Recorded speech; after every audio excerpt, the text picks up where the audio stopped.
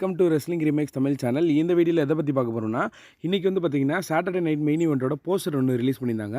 அதுபோக ரெசல்மேனியாக்கு முன்னாடியே கோடி வந்து டைட்டில் ராஸ் பண்ணிடுவாரா, டீமன் ஃபின் பாலர் வந்து பிளான் என்ன பண்ணி வச்சிருக்காங்க WWE, பெட்லைனோட 5th மெம்பர் யார், இது மாதிரி ஒரு சில பெரிய அப்டேட்லாம் பார்க்க போகிறோம். மறக்காமல் இந்த வீடியோ மட்டும் மிஸ் பண்ணிடுறேன்பா. இன்றைக்கான கொஸ்டின் என்ன, WWE பீப்புள் சாம்பியன் யார் அப்படின்னு சொல்லி கமெண்ட் பண்ணுங்கள். எதுக்காக அந்த கேள்வி கேட்குறேன்னு உங்களுக்கு புரிய வரும். Number one Saturday night main event வந்து பார்த்திங்கன்னா WWE அஃபிஷியல் வந்து ஏற்கனவே சொல்லியிருந்தாங்க. ஆனால் இப்போ வந்து பார்த்திங்கன்னா அஃபிஷியல் பண்ணிட்டாங்க, டேட்டு கூட கன்ஃபார்ம் பண்ணுறாங்க. டிசம்பர் 14ஆம் தேதி வந்து பார்த்திங்கன்னா லாங் ஐலாண்டில் அங்கே வந்து பார்த்திங்கன்னா நடக்குது, பெரிய ஸ்டேடியமில் பெரிய அருணாலே நடக்குது.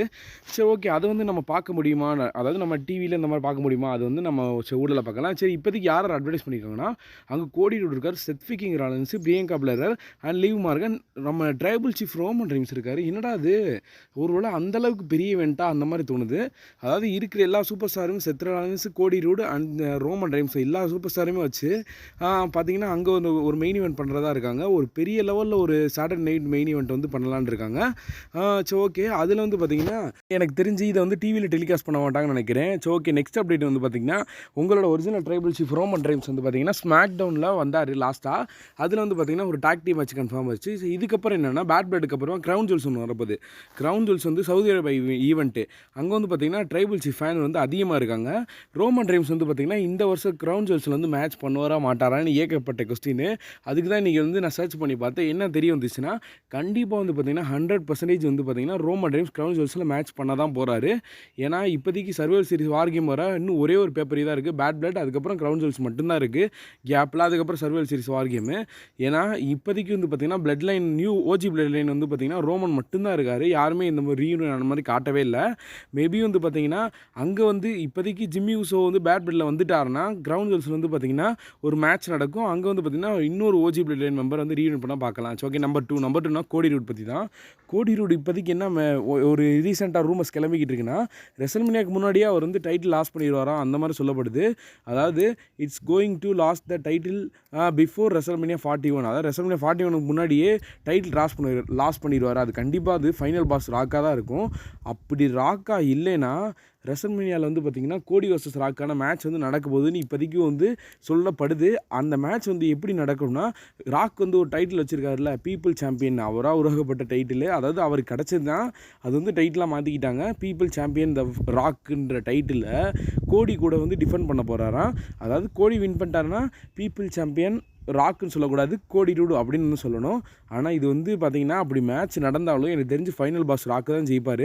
ஏன்னா அந்தளவுக்கு ராக்கு அசிங்கெல்லாம் படுத்த மாட்டாங்க. பீப்புள் சாம்ப் அப்படின்னாவே ராக்கு தான். இப்போ ட்ரைபிள் சீஃப் அப்படின்னா ரோமன் ரைன்ஸ் தான், அந்த மாதிரி தான். அதனால வந்து பார்த்திங்கன்னா இந்த மேட்ச் நடந்தாலும் ராக்கு தான் வின் பண்ணுவார். சரி, okay, next number 3 Demon Finn Balor பற்றி தான். நான் ஏற்கனவே சொல்லியிருந்தேன் எல்லா ஒரு சில அப்டேட்டில். அதாவது டீமன் ஃபின் பாலர் ரிட்டன் வர போகிறாரு, டேமியன் ப்ரூஸ் கூட பேட் பிளட்டில் ஒரு மேட்ச் பண்ண போகிறாருன்னு. அந்த மாதிரி தான் இந்த இப்போ வந்து அப்டேட் வந்திருக்கு. இன்ஸ்டாகிராம் பக்கத்தில் வந்து பார்த்திங்கன்னா WWE ஒரு டீஸ் பண்ணியிருக்காங்க.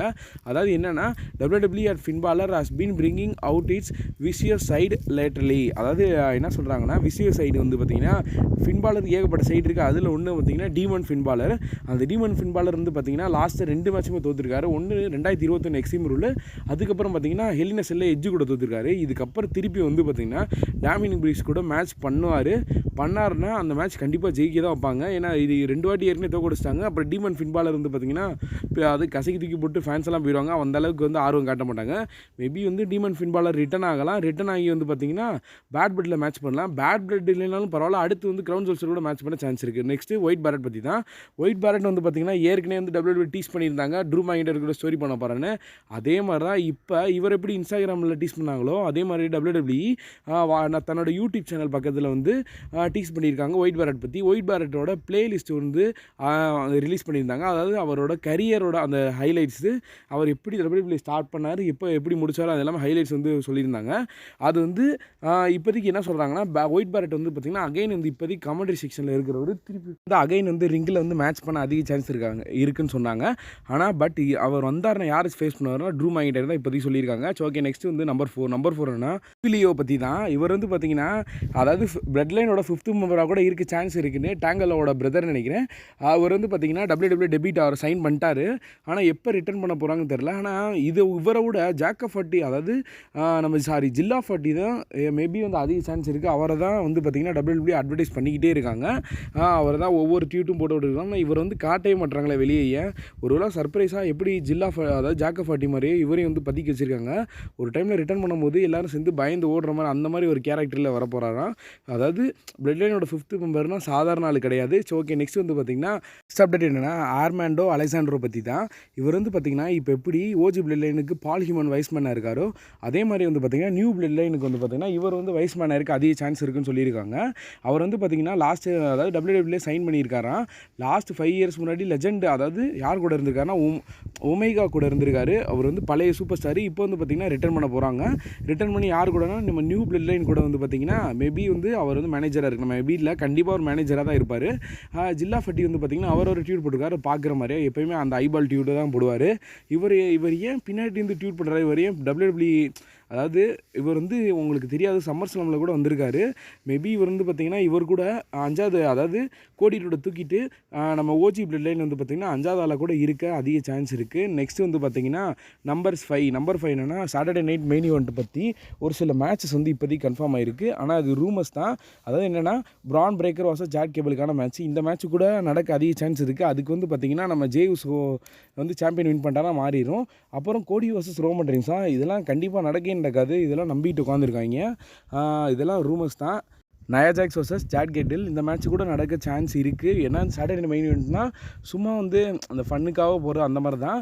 ஸோ ஓகே, நெக்ஸ்ட் அப்டேட் என்னென்னா இந்த ஒரு குழந்தை பையனை யாருன்னு வந்து கரெக்டாக கண்டுபிடிங்க. இந்த ஒரு பேபி ஃபேஸ் வந்து பார்த்திங்கன்னா இப்போதைக்கு வந்து பார்த்திங்கன்னா பெரிய லெவலில் ஒரு புரட்சி பண்ணிக்கிட்டு இருக்கான் WWEயில். Okay, Jimmy J. அது போக இவன் எல்லாத்தையும் கூட ரொம்ப சின்ன பையனாக தெரியுறான். ஆனால் வந்து பார்த்திங்கன்னா இப்போ ஒருவேளை இவர் வந்து வயசு கம்மியாக இருக்குன்னு நினைக்கிறேன். இந்த ஃபோட்டோ வந்து பார்த்திங்கன்னா இப்போ ஓல்டு ஃபோட்டோ இப்போதைக்கு வைரல் ஆகிக்கிட்டு இருக்குது. ஸோ ஓகே, நெக்ஸ்ட் வந்து பார்த்திங்கன்னா நம்பர் 6னா நியூ பிளட் லைன் பற்றி தான். நியூ பிளட் லைன் வந்து பார்த்திங்கன்னா இப்போதைக்கு WWE ஏகப்பட்ட பிளான் வந்து பண்ணிக்கிட்டு இருக்காங்களாம். இவங்களுக்கான மேட்சஸ் வந்து இப்போதைக்கு புக் பண்ணிக்கிட்டு இருக்காங்களா, ஒரு கிரிட்டிசைஸ் பண்ணி வச்சுருக்காங்க WWE. ஏன்னா இப்போதைக்கு ஜாக்கப் ஃபட்டி வச்சு பார்த்திங்கன்னா ஒரு சோலோ மேட்ச் பண்ணலான்னு ஒரு முடிவில் இருக்காங்க. அது ரோமன் ரெயின்ஸ் கூட. மேபி வந்து அது கிரவுன் ஜோல்ஸாக கூட இருக்கலாம், இல்லைனா ராயல் ரம்பராக கூட இருக்கலாம். டேங்கலோவை பற்றி சொல்லணும்னா அவர் வந்து பார்த்திங்கன்னா இப்போதைக்கு ஒரு ட்ரெண்ட் ஆகிட்டார்னு நினைக்கிறேன். ஏன்னா இந்தியா ஃபேன்ஸை பொறுத்தளவுக்கு வந்து பார்த்திங்கன்னா டேங்கலோவை வந்து காமெடி பீஸாகவே ஆக்கிட்டாங்க. ஆனால் இப்போ வந்து WWEயில் அந்த அளவுக்குலாம் அவர் பண்ணலை. பண்ணார்.